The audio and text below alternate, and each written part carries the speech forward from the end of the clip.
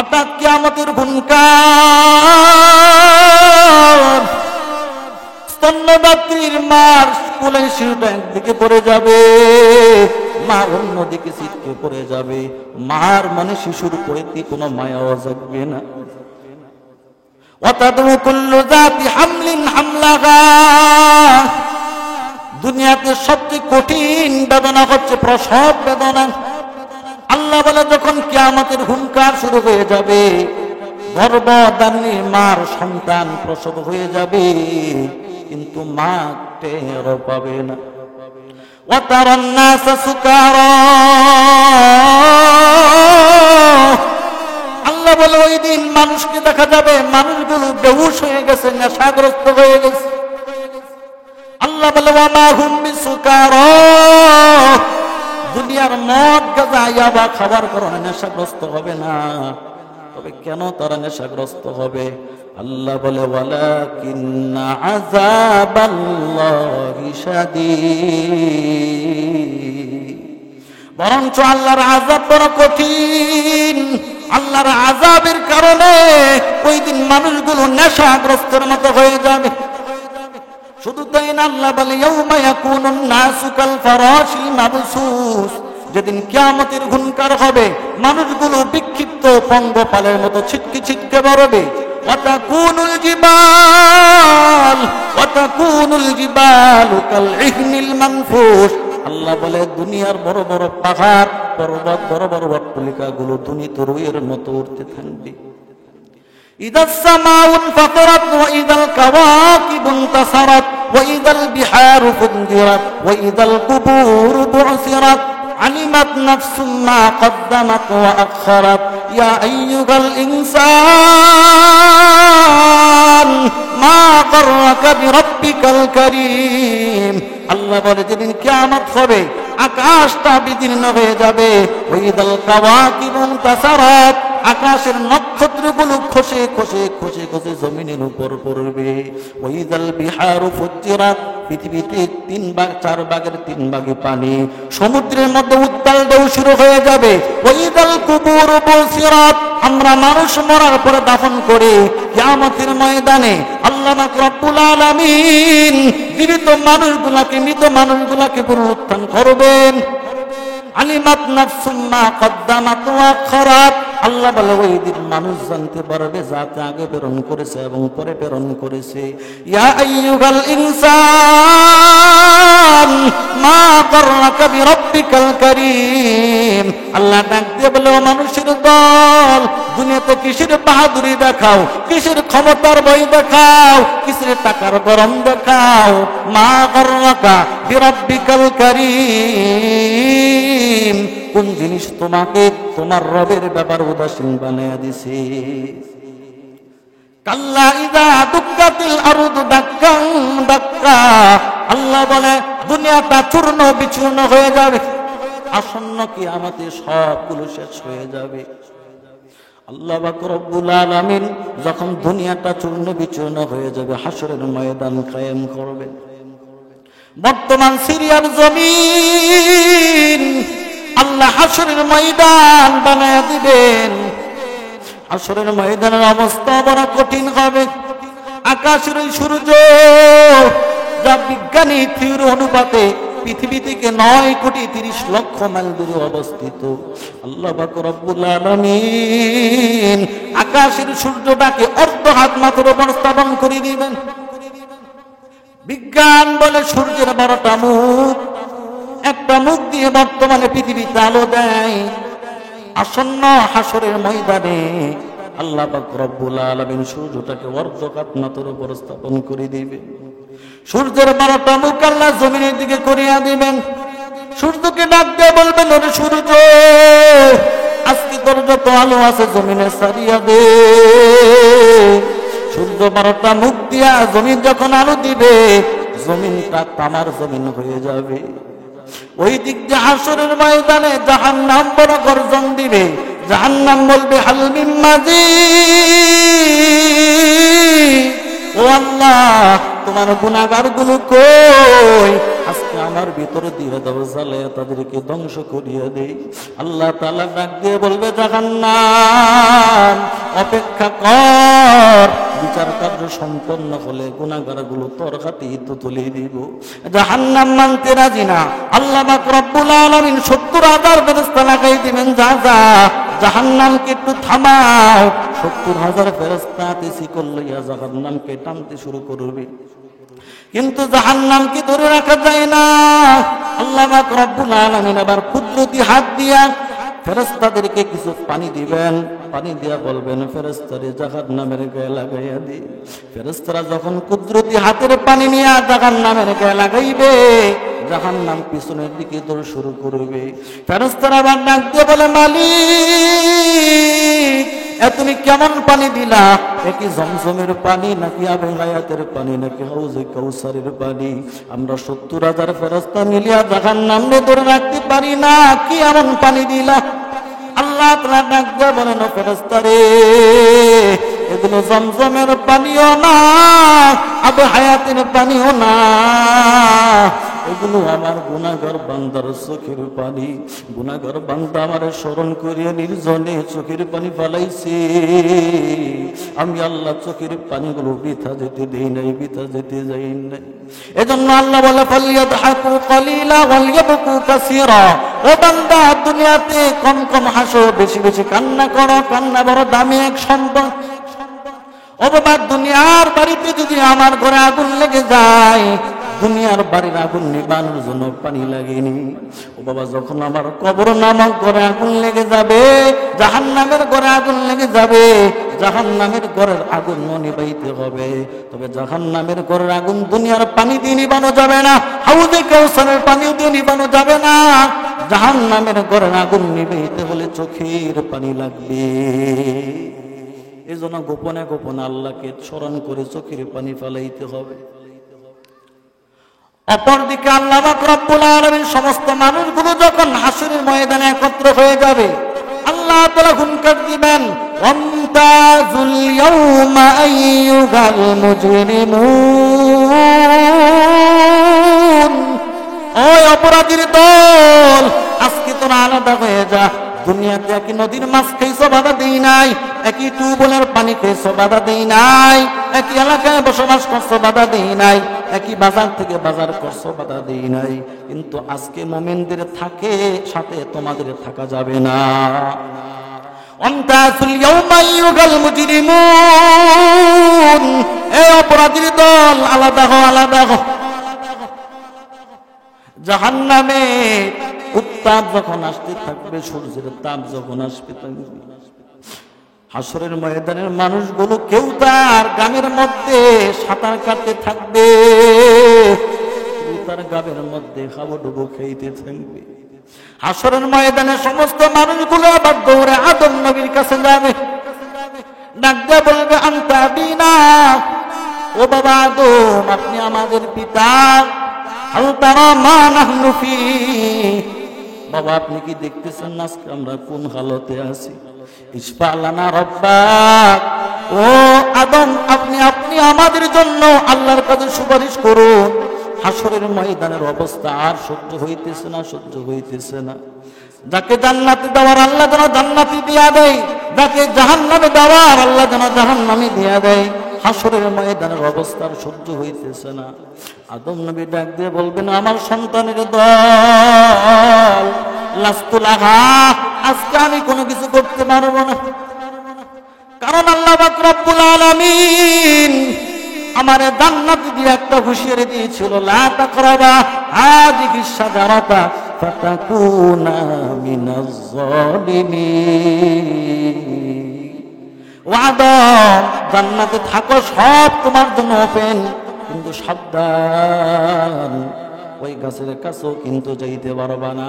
যদি যাও, তোমার নিজের পায়ে তুমি নিজে কুড়াল মারবা, আমার কোনো দোষ নাই। কিন্তু শয়তানের দোকাই পড়ে বিবির কথা শোনে, ওই গাছের ফল খেয়েছি, যদিও আল্লাহ আমাকে ক্ষমা করে দিয়েছেন, কিন্তু আজকে যদি কুল কায়নাতের মালিক সমস্ত মানুষের সামনে আমার ডাক দিয়া কই, ও আদম, আমি তোমার নিষেধ করার পরেও কেন তুমি ওই গাছের ফল খাইছিলা? কি জবাব দিবে? এই জন্য লাস্তু লাগা,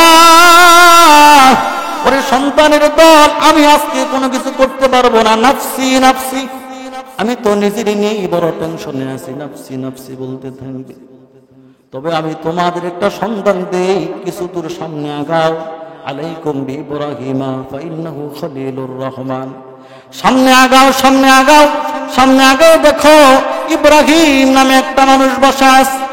দুনিয়াতে তার আল্লাহর সাথে গভীর সম্পর্ক ছিল, এজন্য আল্লাহ পাক রব্বুল আলামিন তার উপাধি দিয়েছেন খলিলুল্লাহ। ইয়াতুনা ইলা ইব্রাহিম, হাদিসের মধ্যে আছে সমস্ত মানুষগুলো দৌড়ে আবার ইব্রাহিম নবীর কাছে যাবে, ডাক দিয়ে বলবে, ও ইব্রাহিম খলিলুল্লাহ, হাল তারা মা নাহনু ফী, একটু তাকায় দেখেন আমরা কি হালতে আছি। আর সহ্য হইতেছে না, আল্লাহকে বলেন যেন হিসাব করিয়া যাকে জান্নাতে দেওয়ার জান্নাতি দিয়ে দে, জাহান্নামে দেওয়ার দিয়ে দে। হাসরের ময়দান আর সহ্য হচ্ছে না, আপনি আমাদের জন্য আল্লাহকে একটু সুপারিশ করেন। ইব্রাহিম খলিলুল্লাহ নাক দিয়ে বলবে, লাস্তু লাগা, আজকে আমিও তো কিছু করতে পারবো না, নাফসি নাফসি, নিজের নিয়ে বড় টেনশনে আছে। দুনিয়াতে আল্লাহ পাক রব্বুল আলামিন আমার একজন পয়গম্বর বানায় পাঠাইছিলেন, কোনদিন অপরাধ করি নাই, তবে আমার কথার ভিতর তিনটা বেজাল ঢুকে গেছে, যদিও মিথ্যা না, কিন্তু আমার কথার ভিতর মিথ্যার গ্রাণ ছিল। হাদিসের মধ্যে আছে, বুখারীতে আছে, ইব্রাহিম খলিলুল্লাহ তিন ব্যাপারে, যদিও তিনি সত্য বলছেন, কিন্তু যাদের কাছে বলছেন তারা এটা মিথ্যাই মনে করছে। ইব্রাহিম খলিলুল্লাহ আল্লাহ আজর নামক বাবার ঘরে জন্ম দিয়েছেন, যে ছিল মূর্তি পূজারক। একদিন তাদের উৎসবের দিন সব মানুষগুলো পূজা মণ্ডপে যাবে। ইব্রাহিম খলিলুল্লাহকে তার সম্প্রদায় ডাক দিয়ে বললেন, তুমিও চলো আমাদের সাথে পূজা মণ্ডপে যাই। ইব্রাহিম খলিলুল্লাহ কয়, ইন্নী সাকিম, আমি অসুস্থ। অথচ ইব্রাহিম নবী অসুস্থ ছিলেন না, কিন্তু ইব্রাহিম নবী যে শব্দ বলছেন, শব্দের অর্থ ঠিকই আছে। আমাদের যারা আরবি ভাষা জানি, আরবি ভাষায় অসুস্থতা বোঝানোর জন্য মারিজুন আসে। মারিজুন মানে শারীরিক দিক দিয়ে অসুস্থ, আর সাকিমুন শব্দটা অসুস্থ বোঝায়, তবে আধ্যাত্মিক করে অসুস্থ। আল্লাহ পাক রব্বুল আলামিন সাইয়েদনা ইব্রাহিম খলিলুল্লাহকে দিন প্রচারের দায়িত্ব দিয়েছেন, নবী বানায়া দুনিয়াতে পাঠাইছেন। তিনি দীর্ঘদিন দাওয়াত দিয়েছেন। মাত্র 2 জন মুসলমান। কয়জন? তার বাতিজা লূত, মুসা নবীর ভাইয়ের নাম হারুন, ইব্রাহিম নবীর ভাইয়ের নাম ছিল হারাত, হারাতের ছেলের নাম হচ্ছে লূত। অর্থাৎ লূত আলাইহিস সালাতু ওয়াস সালাম ইব্রাহিম নবীর বাতিজা। এই লূত আলাইহিস সালাতু ওয়াস সালাম ঈমান আনছিলেন, এবং তিনার বিবি সারা তিনি ঈমান আনছেন। এই 2 জন মাত্র ঈমান আনছেন, বাকি সব কাফের। মা কাফের, বাবা কাফের, 14 গোষ্ঠী কাফের। তো তিনি চিন্তা করতেছেন, আল্লাহ আমাকে দায়িত্ব দিয়েছেন নবুয়তের, কিন্তু নবুয়তের পয়গাম তো আমি পৌঁছাইতে পারতেছি না, এই জন্য আমি অসুস্থ। কিন্তু জাতি বুঝছে আসলে অসুস্থ। সবাই যখন চলে গেলেন পূজা মণ্ডপে গিয়া, কুড়াল একটা নিয়ে সবগুলোর গার হাত পা আলাদা করে দিচ্ছে। এবার তারা স্নান করে পূজা মণ্ডপে পূজা দেওয়ার জন্য গেছে, গিয়া দেখে একটা শুধু সোজা আছে, বাকি সব ভাঙা। এবার এই কাজ কে করতে পারে? তো কেউ কেউ বলতেছেন ইব্রাহিম নামে একটা ছেলে আছে, যে এগুলোর কি করে আলোচনা করে, বাংলে সেই বাংছে। এবার নমরুদ বাদশা ইব্রাহিম নবীকে ডেকে আনলেন, আসার পরে জিজ্ঞেস করলেন এগুলো কে করছে? ইব্রাহিম নবী কোরআনে আছে জবাব দিলেন, বাল ফাআলাহু কাবীরুহুম হাদা। ইব্রাহিম নবী জবাব দিলেন, এগুলোর মধ্যে সবচেয়ে বড় যে সেরা। ইব্রাহিম নবী নিজেই ভাঙছেন, ভাঙ্গা বড়টার গাড়ির মধ্যে কুড়ালটা ঝুলাই হয়ে গেছে। তো এরা কয়, ইব্রাহিম তুমিও জানো আমরাও জানি, এগুলো চলাচল করতে পারে না, এগুলো কথা বলতে পারে না, এগুলো আপন জায়গা থেকে অন্য জায়গায় যাইতে পারে না, তো তুমিই বলো এগুলো কিভাবে একটা আরেকটার ভাঙছে। ইব্রাহিম নবী কথা বলছেন সত্য, বুঝতে তারা ভুল করছে। ইব্রাহিম নবীর উদ্দেশ্য ছিল, দেখো এদের তুলনায় আমি হাঁটতে পারি, এদের তুলনায় আমি ইব্রাহিম কথা বলতে পারি, এদের তুলনায় আমি বাজারে যাইতে পারি, সবকিছু করতে পারি, কে বড়? আমি ইব্রাহিম বড়। তো ইব্রাহিম নিজের দিকে ইশারা করছেন, বাল ফাআলাহু কাবীরুহুম হাযা, এদের মধ্যে যে সবচেয়ে বড় এ মানছি, মানে আমি মানছি, কিন্তু এরা বুঝে নেই। এই দ্বিতীয় নাম্বার কথা। তৃতীয় নাম্বার, ইব্রাহিম আলাইহিস সালাতু ওয়াস সালাম দীর্ঘ 80 বছর যাবত নিজ এলাকায় থেকে দাওয়াত দিয়েছেন, ফলাফল মাত্র 2 জন মুসলমান। আল্লাহ পাক রব্বুল আলামিন সাইয়েদনা ইব্রাহিমকে বললেন, ও ইব্রাহিম, আপনি আপনার এলাকা শাম দেশ ছেড়ে মিশরে চলে যান, মিশরে গিয়ে আপনি দিন প্রচার করেন। যেমন আমাদের রাসূলকে আল্লাহ পাক রব্বুল আলামিন পাঠাইছিলেন মক্কায়, মক্কা থেকে হিজরত করে কোথায় গেছেন? মদিনায় গেছেন, আবিসিনিয়াতে গেছেন, হাবশাতে গেছেন। তো ইব্রাহিম নবীকে আল্লাহ পাক রব্বুল আলামিন নির্দেশ দিলেন, আপনি শাম ছেড়ে মিশর চলে যান। তো ইব্রাহিম আলাইহিস সালাতু ওয়াস সালাম তার ভাতিজা লূত এবং বিবি সারাকে সঙ্গে নিয়ে মিশরের উদ্দেশ্যে রওনা করলেন। মিশর যাইতে আলিয়ান একটা দুর্গ আছে। এই আলিয়ান নামক এলাকার যে বাদশা সিনান ইবনে ইলিয়াস, এই ছিল দুশ্চরিত্রবান একজন বাদশা। এই এলাকা দিয়ে যে সুন্দরী রমণী যাইত, এদেরকে দইরা তার গোপন কামরায় নিয়ে যাইত। তো ইব্রাহিম আলাইহিস সালাতু ওয়াস সালাম এই ব্যাপারে জানা ছিল যে এই এলাকা দিয়ে যখন সুন্দরী রমণী নিয়ে যাওয়া হয়, তখন এই সিনান ইবনে আলিয়ান তার গোপন কামরায় নিয়ে যায়। আর ইতিহাসে আছে, মেয়েদের মধ্যে সবচেয়ে সুন্দরী ছিল সাইয়েদনা হাওয়া আলাইহিস সালাতু ওয়াস সালাম। এরপরে মেয়েদের মধ্যে যে সবচেয়ে সুন্দরী ছিল, সে ছিল হযরতে সারা, ইব্রাহিম নবীর বউ। ইব্রাহিম পয়গম্বর তার বিবিকে নিয়ে যাচ্ছে। সিনান ইবনে আলিয়ান এর যে প্রহরী আছে, এরা বিষয়টা লক্ষ্য করছে, কিরে এত সুন্দরী মহিলা জীবনে কোনোদিন দেখি নাই, এই মহিলাকে যদি আজকে বাদশার দরবারে নিয়ে যাইতে পারি, আজকে তো ডবল ইনাম পাবো। তো পুরস্কারের লোভে সিনান ইবনে আলিয়ানের প্রহরীরা তাকে দইরা রাজপ্রাসাদে নিয়ে গেছে। তো রাজপ্রাসাদে যাওয়ার আগে ইব্রাহিম নবী তার বিবিরে শিখাইতেছে, ও বিবি, তোমাকে যখন জিজ্ঞেস করবে আমি কে, তখন তুমি বলবা আমি তোমার ভাই লাগি। দেখেন, বিশেষ করে মহিলারা স্বামীর অনেক সম্মান করে যারা, এরা স্বামীর নামও নেয় না। ইব্রাহিম নবীর স্ত্রী বলতেছে, কি বলেন, আমি আপনার স্ত্রী লাগি, অথচ বলতেছেন ভাই পরিচয় দেওয়ার জন্য? এটা তো আমার দ্বারা সম্ভব না। ঘটনায় আছে, মহিলার স্বামীর নাম রহমতুল্লাহ। তাহলে এই মহিলা স্বামীকে অনেক সম্মান করে। আমাদের এলাকায় তো এখন এটা নাই, স্বামীর সম্মান উঠে গেছে এবং সবাই টিকটক নিয়ে ব্যস্ত। আল্লাহু আকবার। তো এই মহিলা প্রতিদিন সালাম ফিরায়, সালামের মধ্যে আসসালামু আলাইকুম রাহমাতুল্লাহ আছে, এই সালাম ফিরা আসসালামু আলাইকুম আঙ্গুর বাড়ি হিল্লা, জামার নাম না, কিন্তু জামার একটা সম্মান আছে। ইব্রাহিম নবীর বিবি সারা ডাক দিয়ে বলে, স্বামী আমার, আমি সম্পর্কে আপনার বিবি হই, কিভাবে আমি আপনার পরিচয়টা ভাই হিসাবে দেই? ইব্রাহিম নবী ডাক দিয়ে বলে, যুক্তি আছে, বাবা আদম আমারও বাবা তোমারও বাবা, এই হিসাবে তো আমরা দুইজন ভাই বোন। কারণ ইব্রাহিম নবী জানা ছিল, সিনান ইবনে আলিয়াসের কাছে যখন বলা হতো যে সাথের জন আমার ভাই লাগে, সিনান ইবনে আলিয়াস যদিও দুশ্চরিত্রবান বাদশা ছিল, কিন্তু বাইরের সামনে বোনের ইজ্জত হরণ করাকে সে খারাপ মনে করত। তো সিনান ইবনে আলিয়াস এর কাছে যাওয়ার পর সারাকে যখন জিজ্ঞেস করলাম, মান হুয়া, তোমার সাথের ব্যক্তিটাকে? ক্বালা হাযা আখি ওয়া আনা উখতু, আমি তার বোন, সে আমার ভাই। তো এই যে কথাটা যদিও মিথ্যা না, কারণ আদম নবীর সন্তান ইব্রাহিম, আদম নবীর সন্তান সারাও এই হিসেবে কিন্তু ভাই বোন। ইব্রাহিম নবী ডাক দিয়ে বলে, মালিক, ও আজকে যারা আমার কাছে আসলো, শোনো শোনো, আজকে তো আমি তোমাদের কিছু করতে পারবো না। যদিও আমি মিথ্যা বলি নাই, কিন্তু আমার কথার ভিতর মিথ্যার গ্রাণ ছিল।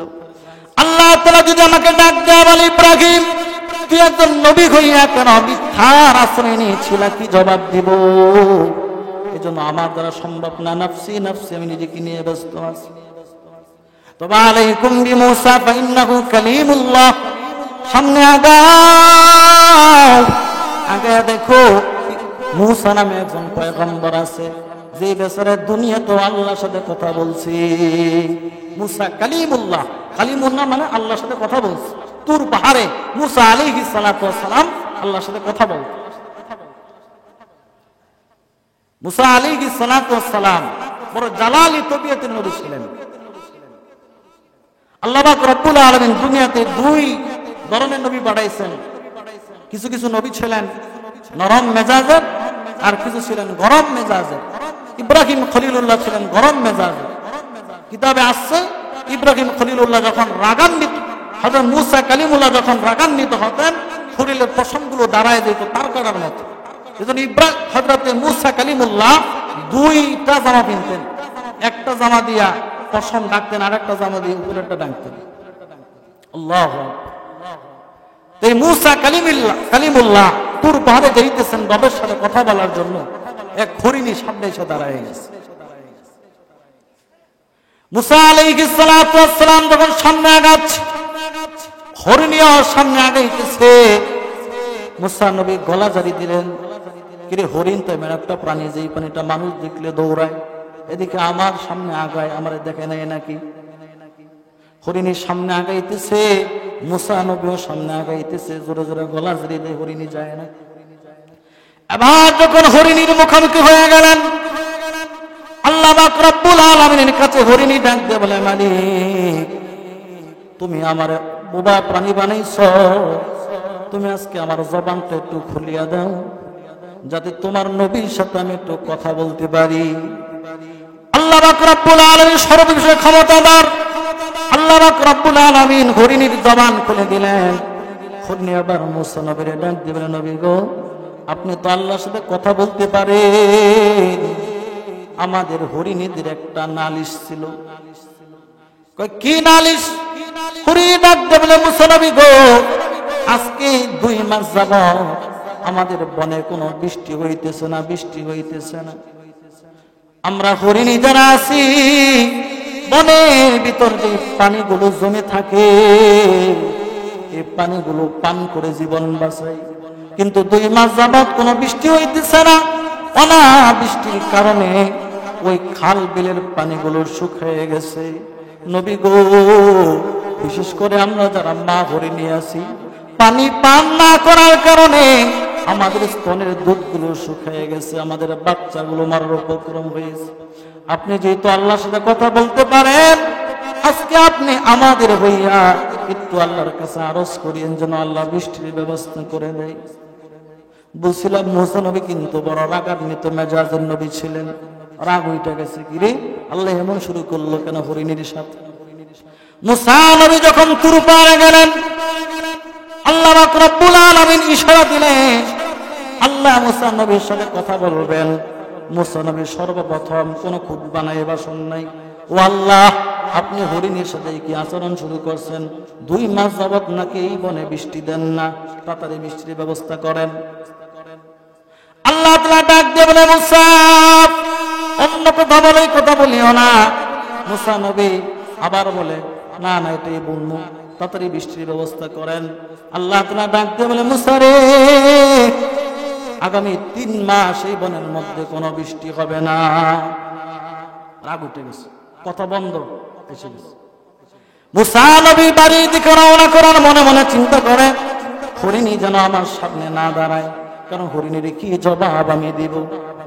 মূসা আলাইহিস সালাতু ওয়াস সালাম ভিন্ন পথ ধরলেন।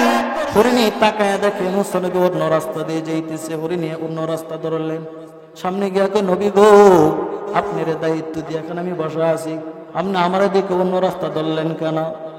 মূসা নবী ডাক দিয়ে বলে, হরিণী কথা জিজ্ঞেস না, যা বলছে শোনার মতো না। হরিণী ডাক দিয়ে বলে, কি কইছে কইবেন তো? মূসা নবী ডাক দিয়ে কই, হরিণী আল্লাহ বলছে আগামী 3 মাস এই বনের মধ্যে বৃষ্টি হবে না। হরিণী কয়, আলহামদুলিল্লাহ। মুসা নবীর রাগ আরো বেড়ে গেছে, কিরে বৃষ্টি হইতো না তুই কস আলহামদুলিল্লাহ, এই হরিণী খারাপ হইছ না আলহামদুলিল্লাহ কইছ কে? হরিণী ডাক দেবে, নবী গো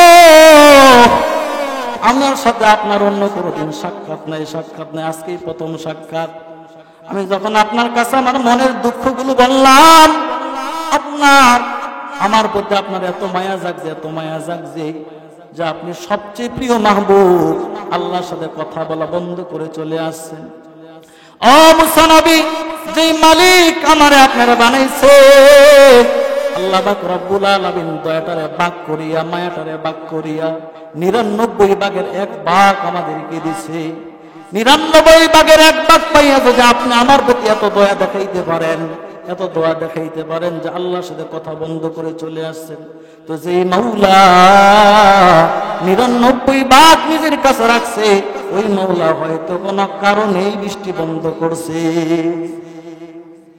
মুসা নবী মনে মনে চিন্তা করে, তুই বুঝলি আমি বুঝলাম না। মুসা নবী বাড়ির দিকে রওনা করলেন। বাড়িতে যাইবেন আর কয়েক কদম বাকি আছে, হঠাৎ তাকায় দেখে আকাশটা মেঘাচ্ছন্ন হয়ে গেছে, বৃষ্টির ফোঁটা পড়তে শুরু করছে। দৌড়ে ঘরে গেছে, ঘরে যায় আর মনে মনে কয়, কি আল্লাহ তুমি না কইছিলা বৃষ্টি দিবা না, আমি দি বৃষ্টি শুরু হয়ে গেছে। ওই দিনটা গেল। পরের দিন সকালবেলায় তুর পারে গিয়ে আল্লাহর ডাক দিয়ে, মালিক কি এমন শুরু করছো, কইছিলা বৃষ্টি হবে না, আজকে দেখি ঘরে না যাইতে বৃষ্টি হয়ে গেছে। আল্লাহ তাআলা ডাক দিয়ে বলেন, নবী মুসা, হরিণী যখন তোমার কথা শোনার পর তার কথাটা কি তুমি শুনছো, সে আমার প্রতি কি পরিমাণ মায়া রাখে, সে আমার প্রতি কি পরিমাণ তাওয়াক্কুল রাখে, যে আমি আল্লাহ বলছি বৃষ্টি দিব না, এরপর হরিণী নারাজ হয় নাই, আমি আল্লাহর শুকর আদায় করছি। ও মুসা, হরিণীর শুকর আদায়ের কারণে আমি আল্লাহ হরিণীর আশা পূরণ করে দিয়েছি। বাবা, আমরা মানুষ হইয়া বিপদে পড়লে আল্লাহকে বলে যাই, আল্লাহর প্রতি রাগ কইরা বসে থাকি। না, আল্লাহর প্রতি রাগ করা যাবে না, আল্লাহ বড় মায়াবান। মুসা নবী দুনিয়াতে আল্লাহর সাথে কথা বলছেন, ইব্রাহিম নবী বলে যান, মুসা নবীর কাছে যান। আজকে কোনো কিছু করার থাকলে মুসা নবী করতে পারবে, দুনিয়াতে কথা বলছে। সমস্ত মানুষগুলো দৌড়ে আবার মুসা নবীর কাছে যাবে। মুসা নবীর ডাক দিয়ে বলবে, আনতা কালিমুল্লাহ, ও মুসা গো, আপনি দুনিয়ার বাড়িতে আল্লাহর সাথে কথা বলছেন গো, আজকে আপনি আমার জন্য, আমাদের জন্য একটু আল্লাহর কাছে সুপারিশ করেন, যেন আল্লাহ যাদেরকে জান্নাতে দেওয়ার জান্নাতে দিয়ে দেয়, যাদেরকে জাহান্নামে দেওয়ার জাহান্নামে দিয়ে দেয়। মুসা কালিমুল্লাহ ডাক দিয়ে বলবে, উম্মত শোনো, না আজকে আমিও পারবো না, কারণ আল্লাহ পাক রব্বুল আলামিন দুনিয়াতে আমার বড় শক্তি দিয়ে পাঠাইছিলেন। কিপ্তি বংশের লোক, ফেরাউন বংশের লোক আমার সামনে ঝগড়া লাগছে। কিপ্তি বংশের লোক আমার কাছে যখন সাহায্য চাইছে, আমি তার সালিশ করার জন্য, বিচার করার জন্য একটা সর দিছিলাম, কিন্তু আল্লাহ তো আমার গায়ে অনেক শক্তি দিছেন, শক্তির কারণে ওই লোকটা মারাই গেছে, বসিয়ে দিছেন। ওয়াকাযা আলাই, কোরআনে আছে, ফাওয়াকাযাহু মুসা, মুসা নবী ওই কিপ্তি বংশের লোকের, ফেরাউন বংশের লোকের বসিয়ে দিছেন, বেটা মরে গেছে। যদি আল্লাহ রাব্বুল আলামিন আমাকে ডাক দিয়ে বলে, মুসা রে, কেন মানুষ হয়ে আরেকজন মানুষকে মারছিলা, যদি আল্লাহ ক্ষমা করে দিয়েছে, কি জবাব দিব? মুসা নবী বলবেন, না আমি পারবো না, নাফসি নাফসি। সামনে আগাও, দেখো ঈসা নামে একটা পয়গম্বর আছে, ফাইন্নাহু মাসীহুল্লাহ, সে দুনিয়াতে অনেক ভালো ভালো কবিরাজি করছে, দললেই মানুষ ভালো হয়ে যাইত। ঈসা নবীর কাছে যাও। সমস্ত মানুষগুলো দৌড়ায়া ঈসা নবীর কাছে যাবে। ঈসা নবীর কাছে যাইয়া নালিশ করা পরে ঈসা নবীও বলবে, না আজকে পারবো না, কারণ আজকে আমি নিজের নিয়ে টেনশনে আছি। দুনিয়ার মানুষগুলো বলতে আমি নাকি আল্লাহর সন্তান, আমার বড় লজ্জা হইতেছে। আজকে আল্লাহ যদি আমার ডাক দেখো, ঈসা কেন মানুষগুলো তোরে আমার সন্তান কইতো, কোন দিক দিয়ে আমার সাথে তোর সাথে মিল আছে, এজন্য আমি বড় টেনশনে আছি। আল্লাহ নিয়ে আমার আজকে ডাক মারে, লাস্তুল্লাহ আমিও পারবো না, সামনে আগাও। সমস্ত মানুষগুলো আমার মুহাম্মদুর রাসূলুল্লাহ সাল্লাল্লাহু আলাইহি ওয়াসাল্লামের কাছে দৌড়ে যাবে। হাদিসের মধ্যে আছে, মানুষগুলো যাওয়ার পর নবী শহীদ হয়ে পড়ে যাবেন। আরেক রাতে আছে, আগে থেকেই শহীদ, আল্লাহর নবী শহীদ উম্মতি উম্মতি। ও আল্লাহ, আমার উম্মতকে তুমি ক্ষমা করিয়ে দাও, ক্ষমা করিয়ে দাও। আমার সমস্ত মানুষগুলো গিয়া নবীরা যখন বলবে, নবী আল্লাহর কাছে আবদার করেন, আল্লাহ যেন আমাদের বিচার কাজ শুরু করে দেয়। নবীজি আল্লাহর কাছে আবার সুপারিশ করবেন, আল্লাহ গো, হাসরের ময়দানে কষ্ট আর সহ্য হইতেছে না, আপনি বিচার কাজ শুরু করে দেন। আল্লাহ পাক রব্বুল আলামিন আবার হুঙ্কার দিবেন, আল ওয়াজনু ইয়াউমা ইযিনিল হক। ও আজকে ইনসাফের বিচার হবে। ও ফেরেশতারা আমলনামাগুলো দিয়া দাও।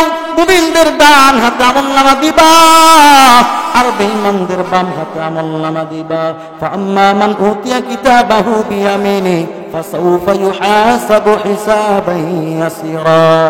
আজকে যাদের আমলনামা ডান হাতে যাবে, শোনো শোনো, তাদের হিসাব বড় সহজ হয়ে যাবে। মুমিনদের ডান হাতে, বেঈমানদের বাম হাতে আমলনামা দিয়ে দাও। এবার ফেরেশতাগুলো মুমিনদের ডান হাতে আমলনামা দিবে, আর বদকারদের বাম হাতে আমলনামা দেওয়ার জন্য যাবে। আল্লাহ তাআলা ডাক দিয়ে বলবেন, ফেরেশতারা দল, না না, সুজাতে আমলনামা দেওয়া যাবে না। একই পাতিলে খাইয়া বড় হয়েছে, এক ভাই জান্নাতে যাওয়ার উপযুক্ত, আর এক ভাই কেন জাহান্নামে যাবে? একই এলাকায় বসবাস করছে, একজন ভালো হয়েছে, আরেকজন কেন ভালো হতে পারে নাই? ও ফেরেশতারা দল, আজকে সোজা হাতে আমলনামা দেওয়া যাবে না। বান্দার বুকটাকে ছিদ্র কর, বান্দার বুকটাকে ছিদ্র করিয়া পিছন দিক দিয়ে আমলনামা দিয়ে চলে যায়। বান্দা যখন আমলনামা পেয়ে যাবে, আল্লাহ তাআলা হুকুম দিবেন, ইকরা কিতাবাকা কাফা বিনাফসিকাল ইয়াউমা আলাইকা হাসিবা। আল্লাহ বলবেন, ও বান্দা আমলনামা পড়, আজকে তোমার হিসাব কিন্তু তোমার নিজেরই দিতে হবে। দুনিয়াতে তুমি কথা পারো নাই, বা তুমি শিক্ষিত ছিল না, আদালতে গিয়ে উকিল ধরছ, তোমার পক্ষ থেকে উকিল ওকালাত করছে, কিন্তু না না, আজকে হাসরের ময়দানে কোনো ওকালতি চলবে না। ইকরা কিতাবাকা কাফা বিনাফসিকাল ইয়াউমা আলাইকা হাসিবা। ও বান্দা আমলনামা পড়, আজকে তোর হিসাব তোকেই দিতে হবে। বান্দা যখন আমলনামা পড়বে, মুমিন বান্দাগুলো খুশিতে বাকবাকুল হয়ে যাবে। মুমিন বলবে, আউ মুকরাউ কিতাবিয়া, আসো আসো দেখে দাও আমার আমলনামা কত ভালো। আর বদকার বান্দাগুলো যখন আমলনামার দিকে তাকাইবে, তাকায় বলবে, মালিক হাযাল কিতাব লা ইউগাদিরু সগীরাতাও ওয়ালা কাবীরা ইল্লা আহসাহা। বেঈমান বলবে, ও আল্লাহ, এটা কেমন আমলনামা? দুনিয়ার জিন্দেগিতে কত গোপনে গিয়া, কত অন্ধকারে গিয়া গুনাহ করছি গো আল্লাহ। বড় গুনাহটা যেইভাবে লেখা, ছোট গুনাহটা ওইভাবেই লেখা। একটা গুনাহ দেখি বাদ দেওয়া হয় নাই। এজন্য বাবা, গুনাহ করার আগে চিন্তা করতে হবে, গুনাহটা করতেছি, এই গুনাহটা আজকে যদিও প্রকাশ না পায়, হাসরের ময়দানে কোটি কোটি নয়, বরঞ্চ বাবা আদম থেকে নিয়া কিয়ামত পর্যন্ত যত মানুষ আছে সমস্ত মানুষের সামনে আল্লাহ লাইভ সম্প্রসারণ করবে। এবার বদকার বলে, এটা কেমন আমলনামা? যে আমলনামার ভিতর বড় গুনাহ লেখা আছে, ছোট গুনাহ লেখা আছে। বান্দা তো আফসোস করতে থাকবে আর বলতে থাকবে, ইয়া লাইতানি কুনতু তুরাবা। হায়, আজকে যদি আমি মাটি হইয়া যাইতাম। অপরদিকে আল্লাহ তাআলার হুঙ্কার, আল ওয়াজনু ইয়াউমাইযিনিল হক, আজকে ইনসাফের বিচার হবে। ফাআম্মা মান সাকুলাত মাওয়াজিনু ফাহুয়া ফি ঈশাতির রাদিয়া। যার আমলনামা ভারী হবে তার ঠিকানা জান্নাত। ওয়া আম্মা মান খাফফাত মাওয়াজিনুহু ফাহুয়া ফি উম্মুহু খাওয়িয়া। আল্লাহ বলে, যার আমলনামা ভারী হবে তার ঠিকানা জান্নাত হবে, আর যার আমলনামা হালকা হবে তার ঠিকানা হবে জাহান্নাম। এবার আমলনামা যখন পরিমাপ করা হবে, একদল আমলনামা ভারী হওয়ার কারণে জান্নাতে চলে যাবে, আরেক দল অতি হালকা হওয়ার কারণে জাহান্নাম চলে যাবে। আল্লাহ বলে, ফারিকুন ফিল জান্নাহ ওয়া ফারিকুন ফিস সাঈর। একটা দল জান্নাতে চলে যাবে, আরেক দল জাহান্নামের পথে রওনা করবে। আরেকটা দল দেখা যাবে এমন, যাদের আমলনামা ভারীও না হালকাও না। আল্লাহ তাআলা ডাক দিয়ে বলবেন, বান্দা, আজকে করে সুযোগ দিলাম, যা যা আমল নামাটা বাড়ি কর। আল্লাহ যখন সুযোগ দিবেন মানুষগুলো দৌড়াইতে শুরু করবে, দৌড়াইতে শুরু করবে, দৌড়াইতে দৌড়াইতে দুনিয়ার ভাইয়ের সাথে সাক্ষাৎ। ভাইকে ডাক দিয়ে বলবে, ভাই দুনিয়ার জিন্দেগিতে তুমি আমারে কত বিষয়ে সাহায্য করছো, টাকা দিয়ে করছো, মেধা দিয়ে করছো। ওরে ভাই আজকে আমি একটু আমলের জন্য আটকে গেছি, ও ভাই একটু আমল কি আমারে দিবা, যে আমলের কারণে আমার আমল নামাটা বাড়ি হবে, বলে আমি চিরস্থায়ী জান্নাতে যাইতে পারবো। ভাই বলবে, না রে না, আজকে তো আমি নিজের নিয়েই বড় টেনশনে আছি। يوم يفر المرء من أخيه وأمه وأبيه وصاحبته وبنيه। আল্লাহ বলে ভাইয়ের কাছে যাবে, ভাই তারাই দিবে। এবার চিন্তা করবে, মারিনি ভাই, কারণ দুনিয়াতে মা তো আমার অনেক আদর করছে, নিজে খাই নাই, নিজে খাই নাই, না খাইয়া আমারে খাওয়াইছে। দুনিয়াতে যখন আমি দূরে কোথাও গেছি, রাত্র হয়ে গেছে, বাড়ির পাশে আসিয়া খালি মা বললে একটা ডাক দিছি, দরজা খুলতে দেরি হয় নাই। আজকে দৌড়ে দেখি ওই মারে কি পাই কিনা, তাকে দেখবে মা সামনে দিয়ে দৌড়াইতেছে, দৌড়ে মার কাছে যাবে, মা গো দুনিয়াতে তুমি কত আদর করছো, ও মা আজকে একটু আমলের জন্য আমি আটকে গেছি, জান্নাতে যাইতে পারতেছি না। মা গো একটু আমল কি আমারে দিবা, যে আমলের কারণে আমি জান্নাতে যাব, তোমার ছেলে বড় সুখে থাকবে। মাও বলবে, না রে বাবা আমি তোরে চিনি না। এবার দৌড়ে বাবার কাছে যাবে, আব্বু আব্বু তুমি দুনিয়াতে আমার পরীক্ষার ফি দিছ, পড়ালেখার খরচ দিছ, সব দিয়ে আমারে চালাইছ। বাবারে আজকে একটু আমলের জন্য আমি আটকে গেছি, একটু আমল কি আমারে দিবা? বাবা বলবে, তোরে আমি চিনি না। এবার মনে মনে চিন্তা করবে, দুনিয়াতে যেই বিবির কারণে মা বাবা ছাড়লাম, যেই বিবির কারণে কত মানুষের সাথে শত্রুতা করলাম, আজকে দেখি ওই বিবিরে পাওয়া যায় কিনা। বিবির কাছে যাবে, গিয়া দেখবে বিবি দৌড়াইতেছে। বিবিরে ডাক দিয়ে বলবে, বিবি গো তোমার দুনিয়াতে আমি কত মোহাব্বত করছি, কেউ যেন না দেখে বুক ফকেটে কইরা বাদাম নিয়ে গেছি। ও বিবি আজকে একটু আমলের জন্য আমি ধরা খেয়ে গেছি, তুমি কি আমার একটু আমল দিবা? বিবিও বলবে, আমি তোমারে চিনি না। يوم يفر المرء من أخيه وأمه وأبيه وصاحبته وبنيه। শেষ পর্যায়ে একটা আশা নিয়ে দৌড়াইতে থাকবে যে আমি কি আমার সন্তান রে পাই কিনা। তাকে দেখবে তার সন্তানগুলো সামনে দৌড়াইতেছে। এবার সন্তানকে ডাক দিয়ে বলবে, বাবা মা একটু শোনো, তোমাদেরকে দুনিয়াতে আমি কত কষ্ট কইরা লেখাপড়া করাইছি, কত কষ্ট কইরা নিজে না খাইয়া নিজে না পিনা তোমার এফিন দিয়েছি। ওরে সন্তান আজকে একটু আমল লাগে, একটু আমল কি আমারে দিবা? সন্তানগুলো সেদিন অস্বীকার করবে। এই জন্য বাবা কবর এমন একটা ঘর, যেই কবর নামা ঘর সম্পদ দেখে না, রূপের চেহারা দেখে না, কেউ সাকে লম্বা দেখে না। কবর বলে, আমি তোর আমল চিনি, আমল যদি ভালো হয় আমি তোর জন্য জান্নাতের বাগান হয়ে যাব, আর আমল যদি খারাপ হয় আল্লাহ নবী বলে কবরটা জাহান্নামের টুকরা হয়ে যাবে। কবরে এত আযাব, আল্লাহ নবী বলে কবরে যখন বেনামাজিগুলো ঢুকবো, আল্লাহ রাব্বুল আলামিন কবরকে ডাক দিয়ে বলবেন, ও মাটি, দুনিয়াতে আমি আমার বান্দারে পাঠাইছিলাম আমার ইবাদতের জন্য, কিন্তু আমার বান্দা আমার ইবাদত করে নাই, আমার নামাজ পড়ে নাই। ও কবর, আমার বান্দারে কিন্তু আজকে সাইজ কইরা দিবি। কবর যখন বেনামাজিকে দাফন করবে, কবরের দুই পাশের মাটি এসে এত জোরে চাপ দিবে রে, দুই পাশের পাথরের হাড়গুলো পরস্পর একাকার হয়ে যাবে। এই জন্য বাবা আমল গুছাইতে হবে।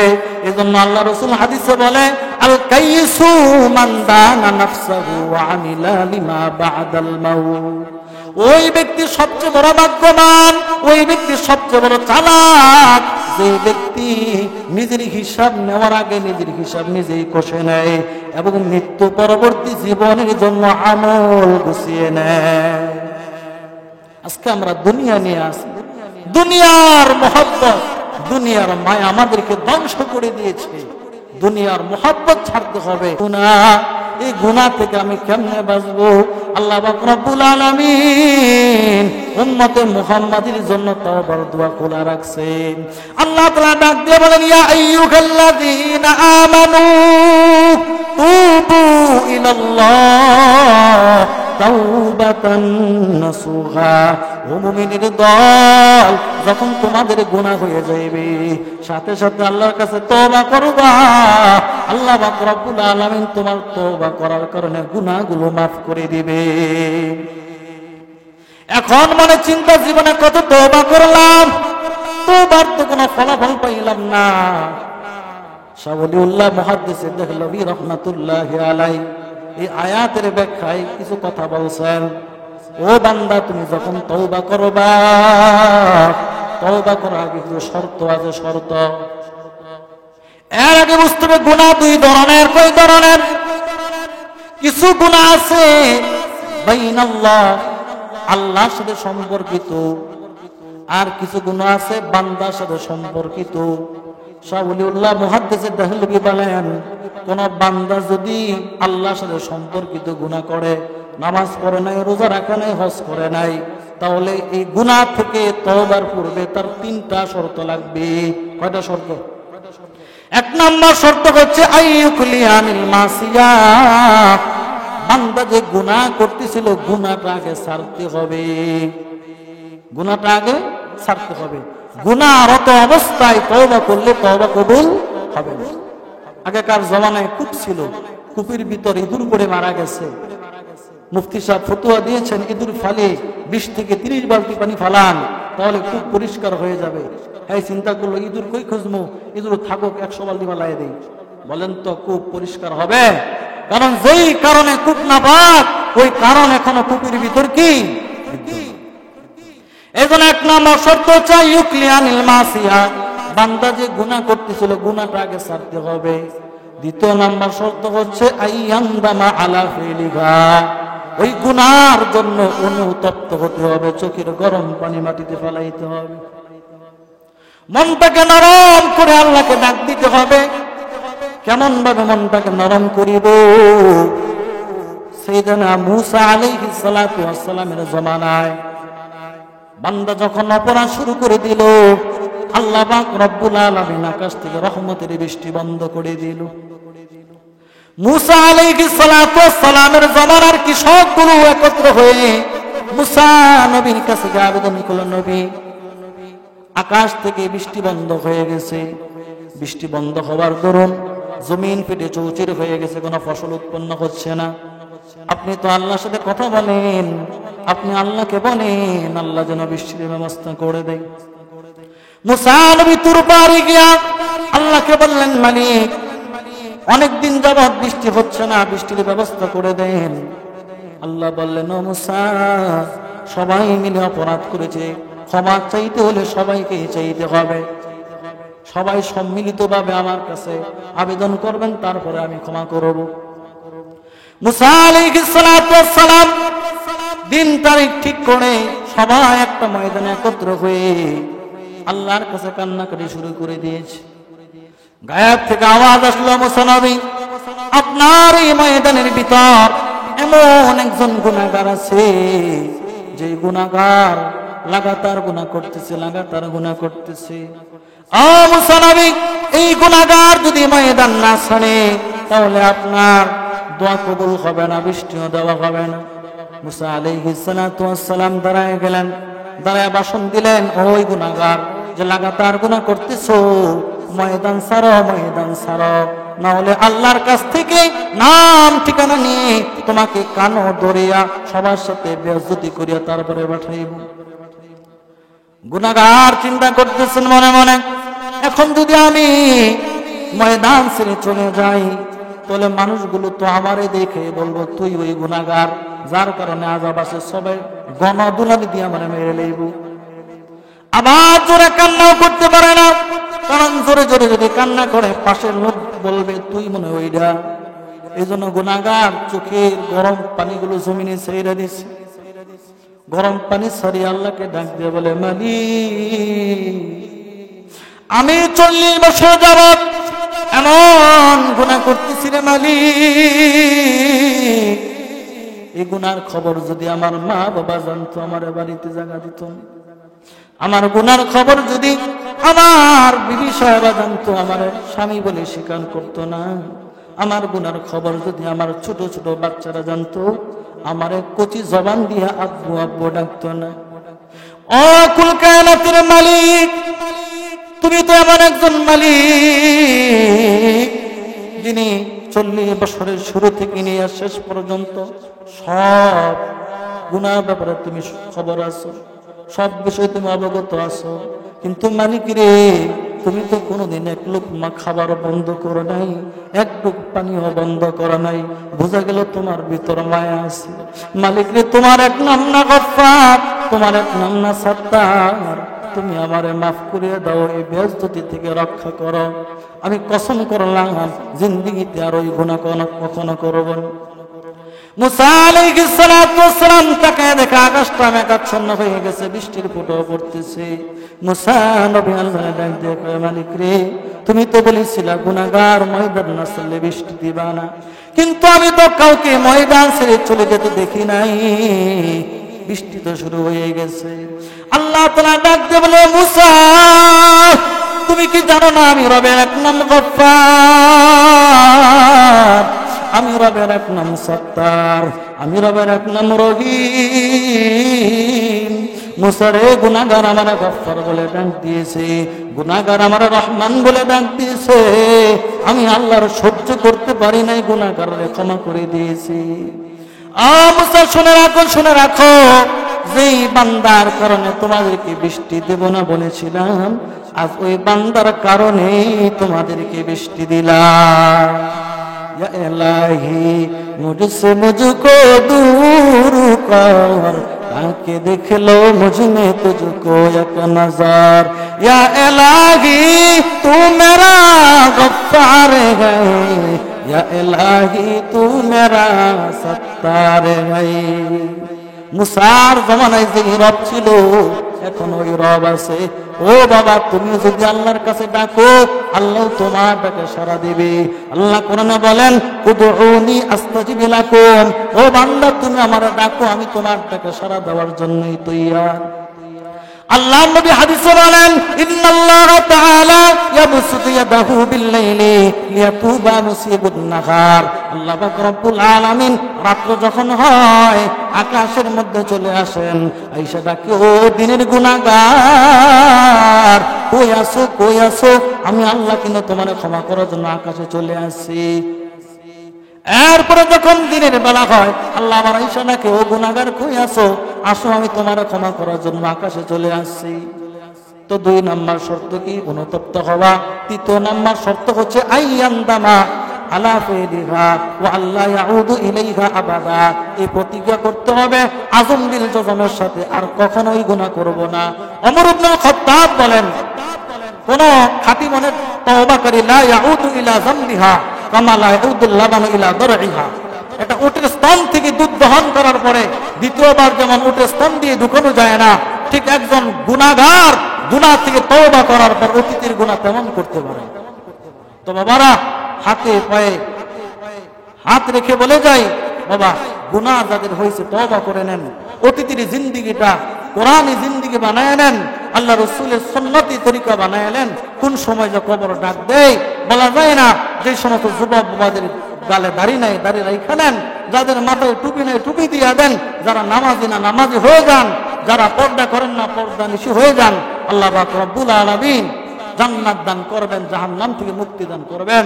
আল্লাহ পাক রব্বুল আলামিন আমাদের সকলকে সুন্নাত এবং কোরআন অনুযায়ী জীবন বাস্তবায়ন করার মতো তৌফিক দান করুক। রান্নাঘর থেকে নিয়ে সংসদ ভবন, নিজের ব্যক্তিগত জীবন থেকে রাষ্ট্রীয় জীবন, সর্বক্ষেত্রে যেন আমরা কোরআন এবং সুন্নাহ বাস্তবায়ন করতে পারি। আল্লাহ আমাদের সকলকে আমল করার মতো তৌফিক দান করুক।